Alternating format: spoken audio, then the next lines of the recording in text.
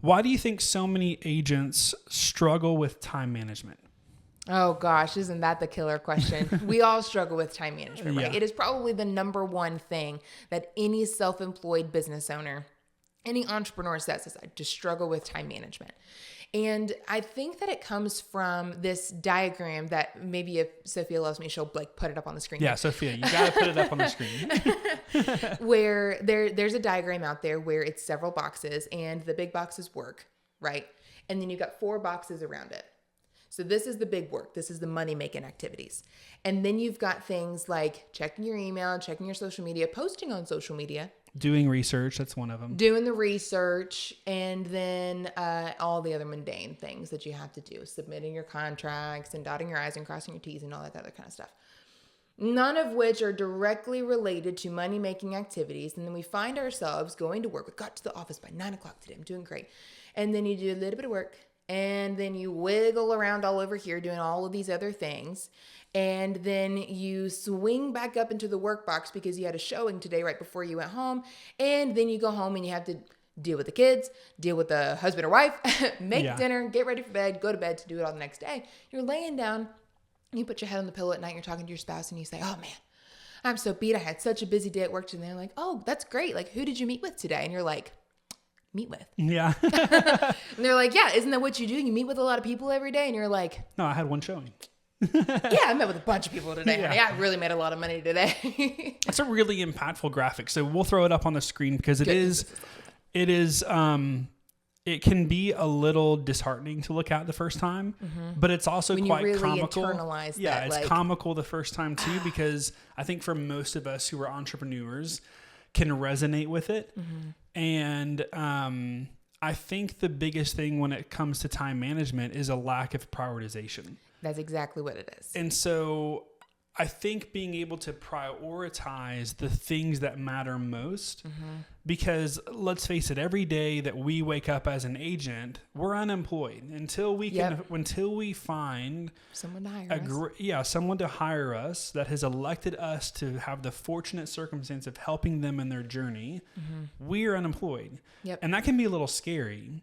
And so I would say if you were to open your calendar and I were to look at it, I could immediately tell you if you were going to be successful or not.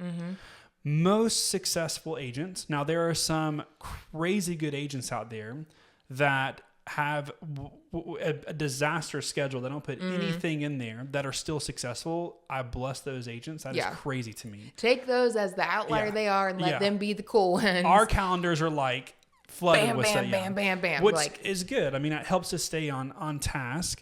And I would say the biggest tip that I can give for building a schedule is that it doesn't have to be full every minute of every day. And I think that's actually really important, because then the number one thing that you hear when someone has put up a full time blocked schedule is, well, then something came up in the block that I was supposed to do this and I already blocked out the rest of my day. You need to be able to shift one block up and down, but it's when you consistently move your prospecting block down to the end of the week. Yeah, it's always the first one that goes. It is. And you just keep going. And it's simply because you are caught up in the other things that you need to do to run the business. When in all reality, without doing the money-making activities, you don't have a business to run. What's crazy, so Realtor.com posted, I can't remember what newspaper it was in, but you could look it up on their website. And honestly, you probably could look it up on the NAR's website as well. They put in, it was like 112 things that a real estate agent does. Like that's their job. Yeah.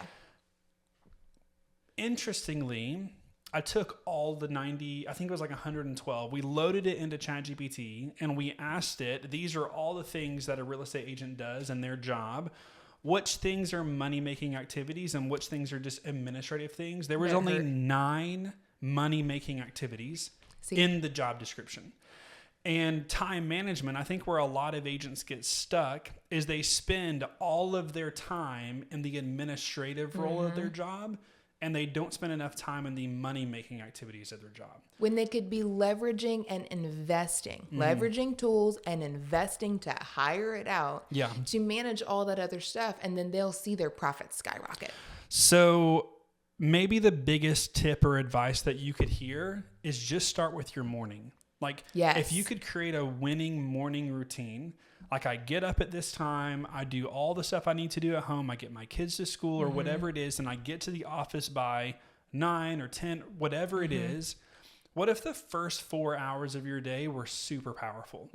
I would argue if you were to do that, you would find success. Yes. Because if you're struggling to find success today, really you have to look back about 60 to 90 days ago and ask yourself, what was I doing then? Like, what were you doing in October?